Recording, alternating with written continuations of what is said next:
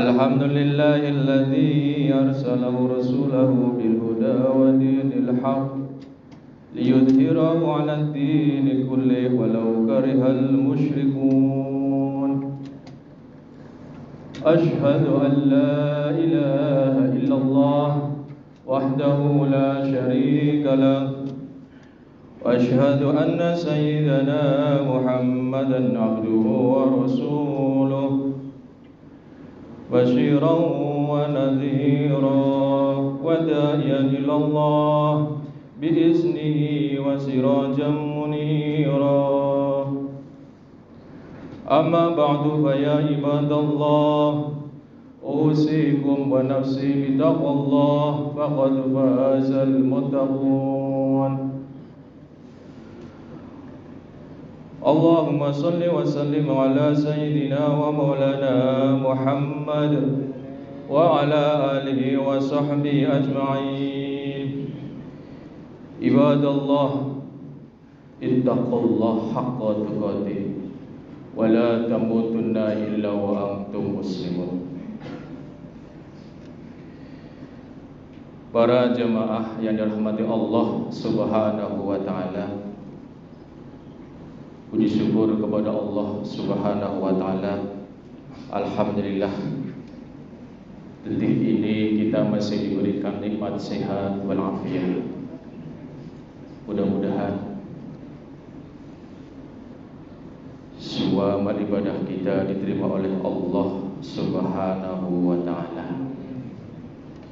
Salawat serta salam tidak lupa kita tujukan untuk junjungan kita Nabi besar Muhammad sallallahu alaihi wasallam. Yang tentunya kita berharap mudah-mudahan di hari kiamat kelak kita mendapatkan syafaatnya beliau. Amin ya Allah ya rabbal alamin. Tidak lupa al-fakir khatib pada kesempatan kali ini berwasiat takwa. Mari tingkatkan terus takwa kita kepada Allah Subhanahu wa taala dengan istiqomah menjalankan semua yang Allah perintahkan dan kita jauhkan sejauh-jauhnya yang Allah larang. Inna akramakum indallahi atqakum. Hadirin jamaah salat Jumat yang dirahmati Allah Subhanahu wa taala.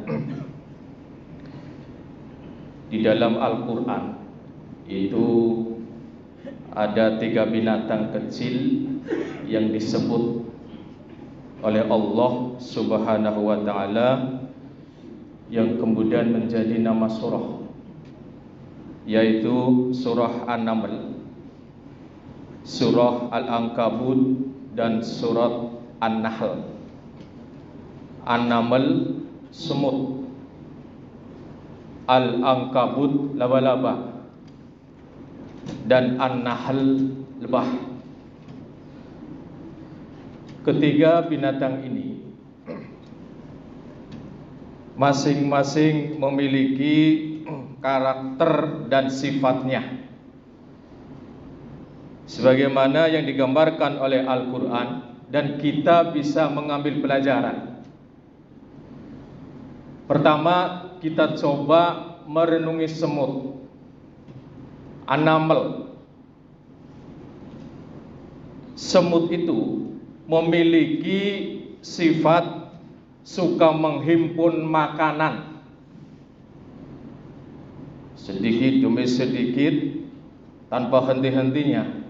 Konon Binatang semut ini dapat menghimpun makanan untuk bertahun-tahun, padahal usianya sekitar 1 tahun.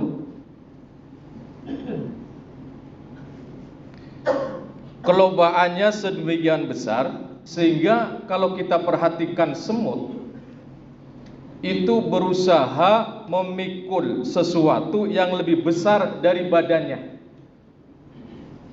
meskipun benda yang dia pikul ujungnya tidak bermanfaat. Kemudian kita lihat laba-laba. Laba-laba disebutkan dalam surat Al-Ankabut ayat 41. Allah Subhanahu wa taala berfirman, A'udzubillahi minasyaitonir rajim. Masalul ladzina ittakhadhu min dunillahi awliya kamasali ankabut ittakhazat baitaw wa inna awhanal buyuti labaitul ankabut law kanu ya'lamun.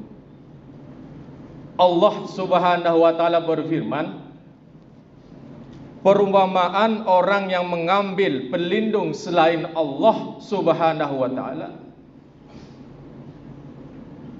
adalah seperti laba-laba yang membuat rumah. Allah menyatakan, wa inna auhanal buyuti, dan serapuh-rapuhnya rumah itu adalah labaitul ankabut, rumahnya laba-laba. Lau kanu ya'lamun, sekiranya mereka mengetahui.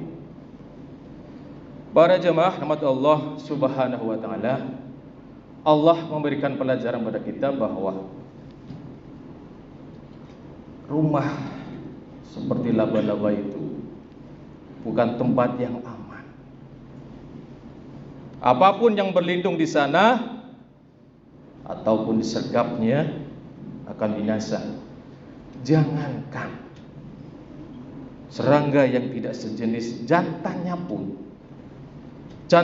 pun setelah selesai berhubungan disergapnya untuk dimusnahkan oleh betinanya. Laba-laba itu, telur-telurnya yang menetas saling berdesakan hingga dapat saling memusnahkan. Ayat di atas memberikan gambaran bahwa di dalam masyarakat ataupun rumah tangga yang keadaannya seperti laba-laba, anggotanya saling tindih menindih, sikut menyikut, seperti anak laba-laba yang baru lahir, kehidupan ayah dan ibunya dan anak yang tidak harmonis antara pimpinan dan bawahan, saling curiga mencurigai. Para jemaah rahmat Allah Subhanahu wa taala, kalau kita perhatikan lebah di dalam surat An-Nahl ayat 68 69, Allah Subhanahu wa taala berfirman, auha rabbuka ilan nahli anittakhidhi minal jibali buyutan wa minas syajari wa mimma ya'rishun summa kuli min kullis samarat fasluki subul rabbika dzululah yakhruju min butuniha syarabun mukhtalifun alwanuhu fihi shifaa'un linnas inna fi dzalika laayatan liqaumin yatafakkarun. Laayatan liqaumin yatafakkarun. Allah Subhanahu wa taala berfirman, dan Tuhanmu mewahyukan kepada lebah, buatlah sarang-sarang di bukit-bukit, di pohon-pohon kayu, di tempat-tempat yang dibikin manusia, kemudian makanlah dari tiap macam buah-buahan, dan tempuhlah jalan Tuhanmu yang telah dimudahkan bagimu. Dari perut lebah itu keluar minuman, madu yang bermacam-macam warnanya, di dalamnya terdapat obat yang menyembuhkan bagi manusia. Para jamaah rahmati Allah Subhanahu wa taala, kita perhatikan lebah.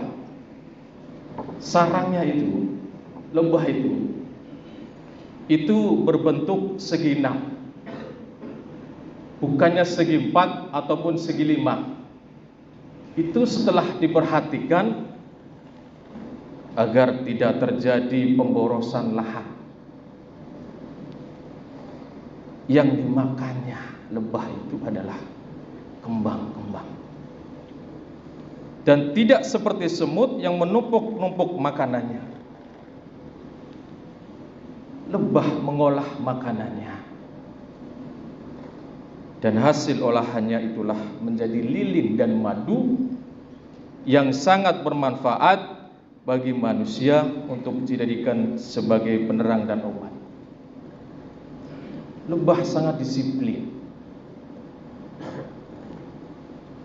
mengenal pembagian kerja, dan segala yang tidak berguna disingkirkan.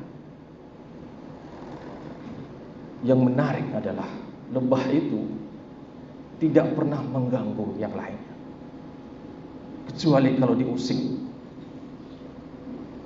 Bahkan lebah itu kalau menyengat, menyakiti, itu bisa menjadi obat. Para jemaah yang dirahmati Allah Subhanahu wa taala, sehingga Rasulullah sallallahu alaihi wasallam itu pernah bersabda, "Innal mu'min kan nahli, iza akalat tayyibah, wa wada'at tayyibah, wa idza anzalat ala far'in syajaratin lam taqta'." Apa kata Nabi Muhammad sallallahu alaihi wasallam? Sesungguhnya orang mukmin itu bagaikan lebah. Idza akalat tayyibah, jika ia makan, yang dimakan thayyib, baik, halal. Jika ia memberi yang baik-baik. Dan jika ia hinggap di ranting-ranting pohon, rantingnya nggak pernah patah. Para jemaah rahmati Allah Subhanahu wa taala, apa hikmah yang bisa kita ambil dalam kehidupan kita di dunia ini? Banyak sekali orang-orang yang hidupnya itu gaya-gaya semut, sehingga kalau manusia sampai tidak mengetahui posisinya sebagai makhluk yang mulia, yang memiliki aturan, petunjuk-petunjuk agama, bisa menempati posisi yang paling rendah di bawah binatang. Gaya hidup semut kita bisa lihat di masyarakat. Jelas ada manusia yang berbudaya, gayanya gaya hidup kayak semut. Apa itu? Suka menghimpun dan menumpuk materi atau harta tanpa disesuaikan dengan kebutuhan. Menumpuk-numpuk harta tanpa ada pemanfaatan dalam agama. Tidak pernah dizakatkan, tidak pernah diinfakkan, tidak pernah untuk membantu orang lain. Pemborosan adalah termasuk budaya kita. Kadang hadirnya berbagai benda baru yang tidak dibutuhkan disingkirkan, sedangkan benda-benda yang lama yang masih bermanfaat, yang masih berguna, kita singkirkan. Dapat dipastikan bahwa dalam masyarakat kita banyak gaya-gaya hidup semut yang berkeliaran.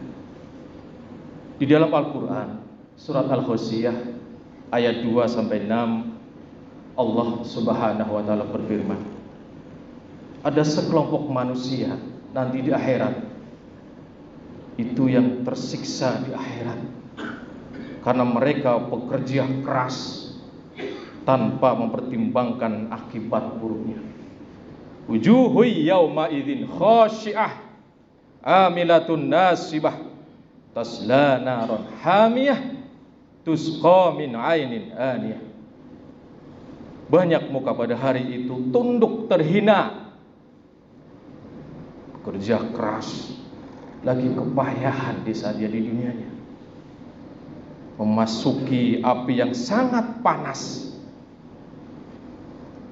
Tusqa min ainin aniyah, diberikan minuman dari sumur yang sangat panas. Menurut riwayat di atas menunjukkan kepada sekelompok manusia yang dalam kehidupan dunianya itu melakukan kegiatan yang menjadikan badan letih, lelah, capek, tetapi kegiatan mereka tidak sesuai dengan tuntunan ajaran Islam, yang bersangkutan lengah dari kewajiban keagamaannya. Mereka menjadi budak harta, tergila-gila dengan harta itu sehingga melupakan akhiratnya. Para jemaah rahmat Allah Subhanahu wa taala, kemudian kita lihat gaya hidup laba-laba. Entah berapa banyak jumlah masyarakat yang kita lihat hidup dengan gaya laba-laba yang ada di sekitar kita. Mereka tidak lagi butuh berpikir apa, di mana, kapan ia makan, tetapi yang mereka pikirkan adalah siapa yang akan menjadikan mangsanya, siapa lagi yang akan ditipu, dan bagaimana cara mengambil hak orang. Demikian pula di dalam masyarakat kita, berapa banyak manusia-manusia yang bergaya hidup lebah, tidaklah lebih banyak daripada manusia-manusia yang hidup gaya semut dan gaya laba-laba. Kita bisa lihat gaya hidup lebah. Seorang mukmin itu adalah tidak pernah memakan makanan yang haram, tidak pernah mengambil uang negara untuk kepentingan diri sendiri. Kemudian apa yang keluar dari mulutnya bukan sesuatu yang menyakiti perasaan, tetapi sesuatu yang menyejukkan, menyenangkan. Mulutnya itu menyenangkan, menyejukkan, enggak pernah menyakiti. Itulah seorang muslim, seorang mukmin. Dan bila berada pada suatu tempat atau daerah, tidak menjadi pengacau,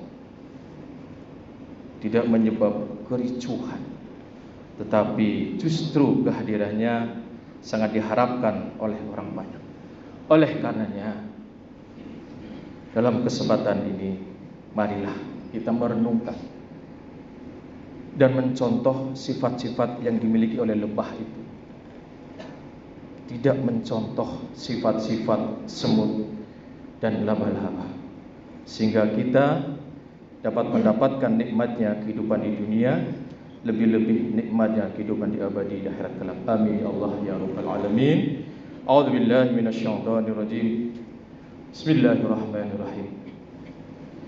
Wasari'u ila maghfirah min rabbikum wa jannatin arduha as-samawati wal ardh wa iddat lil muttaqin.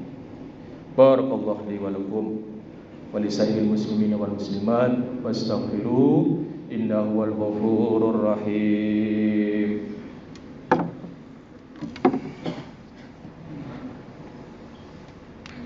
Allahumma shalli ala sayyidina Muhammad wa ala ali sayyidina Muhammad.